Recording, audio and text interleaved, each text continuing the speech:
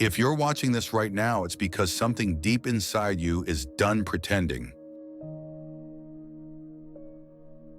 You've reached that silent, unbearable threshold where nothing on the outside explains the storm inside. You can't quite name what's wrong, but one thing is clear: you can't keep living like this. It's as if some hidden fault line within you finally snapped. Quietly, invisibly, but irreversibly.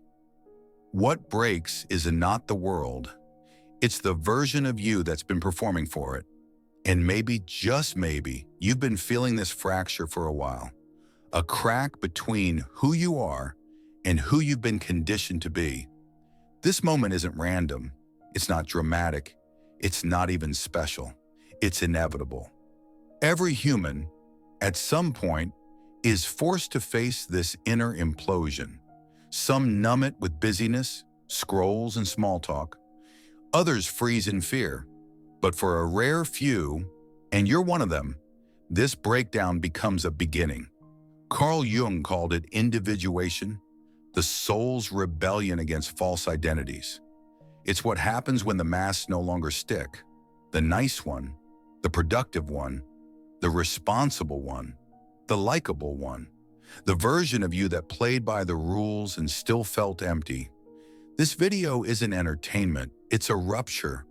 A psychic jolt sent to you at the exact moment when your mind runs out of answers, but your deeper self whispers, now.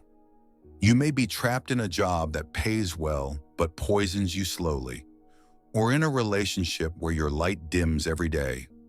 Or maybe it's subtler, the constant pressure to make your parents proud, the fear of disappointing friends, the dread of choosing a different life and being labeled ungrateful. Whatever it is, it's wearing you down. Not loudly, not all at once, but steadily. And that's not a bug in the system. It is the system. Jung warned us, the real danger of modern life isn't chaos. It's the slow suicide of inauthenticity. We get so good at adjusting that we forget we're miserable. The true catastrophe? Living someone else's life and calling it yours.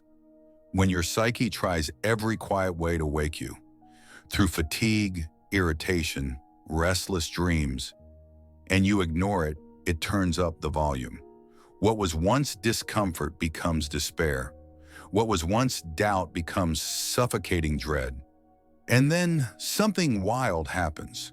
You start noticing strange synchronicities. Certain phrases repeat, certain books fall off the shelf. A video like this appears, uninvited, but precisely on time. Not because YouTube's algorithm is magical, but because your unconscious is. Jung described the unconscious as a symbolic intelligence, one that speaks in whispers, patterns, dreams, and strange coincidences. When your ego finally cracks, the soul rushes in, and it brings with it all the signs you've been ignoring. You didn't click this video by chance. This isn't a self-help checklist. It's a mirror. And mirrors don't fix you. They confront you. Your frustration, guilt, boredom, shame, anxiety. These aren't symptoms of weakness. They're sirens. Signals that the life you've been living has expired. You're not broken. You're done pretending. Most people are functional ghosts. Wake, work, consume, obey, repeat. They don't even question it. And when someone like you does, they call it midlife crisis or burnout, as if it's an error to want something real. You were taught to blend in, smile, say thank you, don't rock the boat. But no one ever asked, are you alive in that boat? Jung once wrote that the gravest threat to modern souls is massification, becoming a statistic instead of a self. Society will hand you a script: graduate, work, partner, parent, die. And if you follow it well, you'll be rewarded, not with meaning, but with numbness dressed as security. You may have done everything right and still feel off, like someone's watching your life from behind your own eyes. That disconnection? It's not dysfunction, it's awakening. The system offers you approval in exchange for your truth, and we trade. Because it's easier to get likes than to get honest. But something in you is refusing the trade now.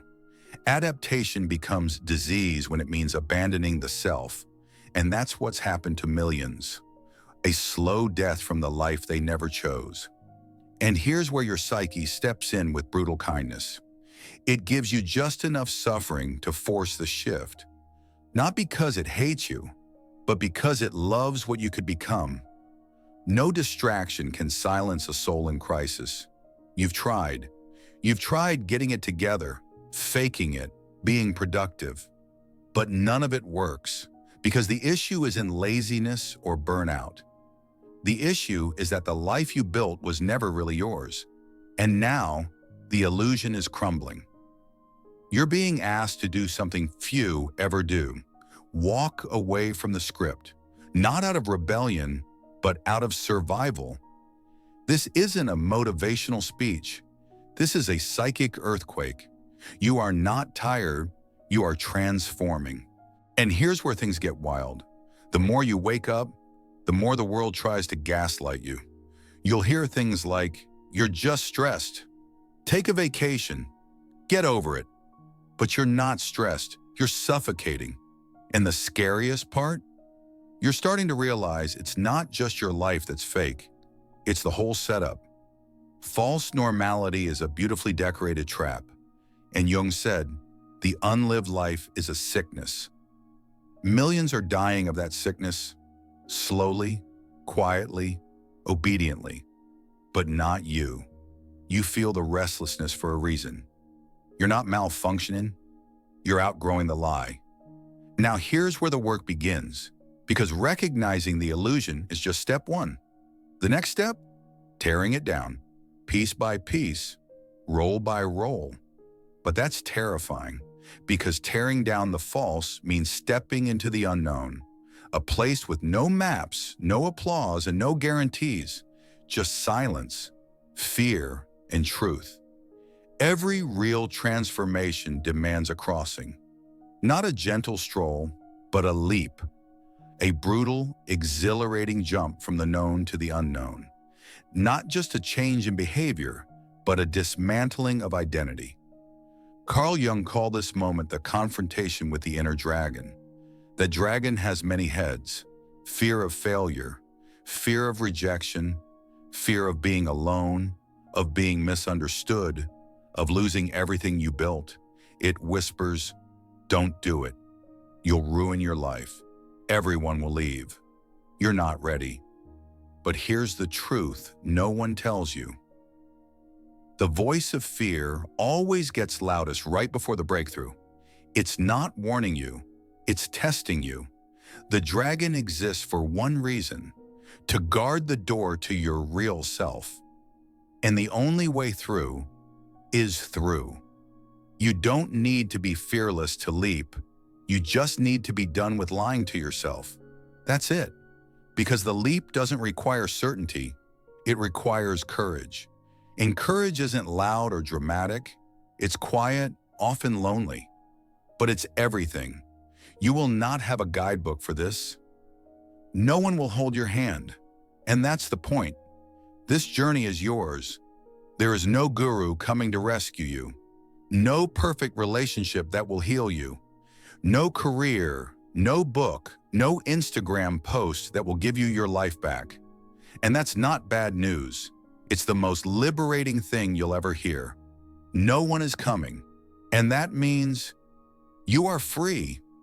You are not responsible for the trauma that shaped you, but you are responsible for not staying frozen inside it. That moment when you finally stop outsourcing your power, that's the moment life begins. It won't be easy. The system we live in profits off your confusion. It wants you docile, dependent, endlessly consuming. It feeds you promises of comfort, stability, identity, and it charges you your soul in return. But there comes a day when you say enough.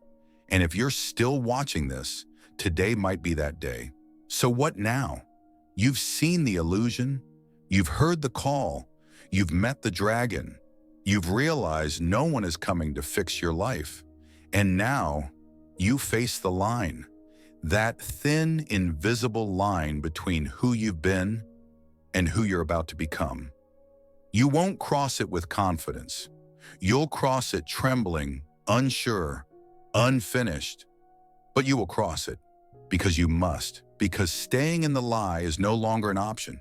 And on the other side of that fear, real life begins. Not perfection, not bliss, not Instagram-worthy healing, but truth, depth, presence. You start to feel the air again. Food tastes different. Music hits harder. You cry at strange moments. Laugh at real things. You begin to notice how fake everything else feels. The small talk, the deadlines, the grind. And then you realize this is what it means to be alive. Not just breathing, not just functioning, but feeling. You reconnect with your instincts, your creativity, your desires. You stop apologizing for needing time alone. You stop performing for people who never really saw you. You stop chasing the version of success that made you sick. You begin to tell the truth, not with words, with choices. You no longer say, "I'm fine," when you're not. You don't force smiles. You don't go places your soul doesn't want to go. You stop negotiating your aliveness for someone else's comfort. This is what Jung meant by integration. It's not about being happy all the time. It's about being whole. It's about owning the sadness, the rage, the fear, the wildness, and weaving them back into your life instead of locking them away. Because here's the biggest plot twist. The parts of yourself you thought made you broken are the very parts that make you you. Your sensitivity, your intensity, your questions, your deep need for something real. These are not flaws. They are your compass. They are your soul's language, and you were never meant to silence them. So now ask yourself, not tomorrow, not next year, what is the life that wants to be lived through you? Not the one that earns claps, the one that earns peace. It's waiting for you on the other side of comfort, on the other side of performance, on the other side of fear. And that fear, that's your dragon. And that dragon is standing in front of a door. And behind that door is you. Not the you they trained, not the one they applauded, the real one. The one who's been buried under years of being nice, being good, being responsible, being quiet. And now something ancient is waking up. So will you go back to sleep, or will you answer? If this video found you, truly found you, then you already know the answer. Because something in your body is saying, "This is mine."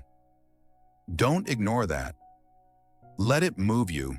Let it ruin the version of you that was never really alive. And then, let it rebuild you. So leave a mark, not for me, for you. In the comments, write, "I choose to cross." Not because it's safe, not because it's easy, but because you're done pretending. This is not the end of your breakdown. This is the beginning of your becoming. And if you're brave enough to keep going, the next video is waiting, not as a distraction, but as a torch. Because you are already on the path. And once you start walking, there is no going back. Only forward, only deeper, only home.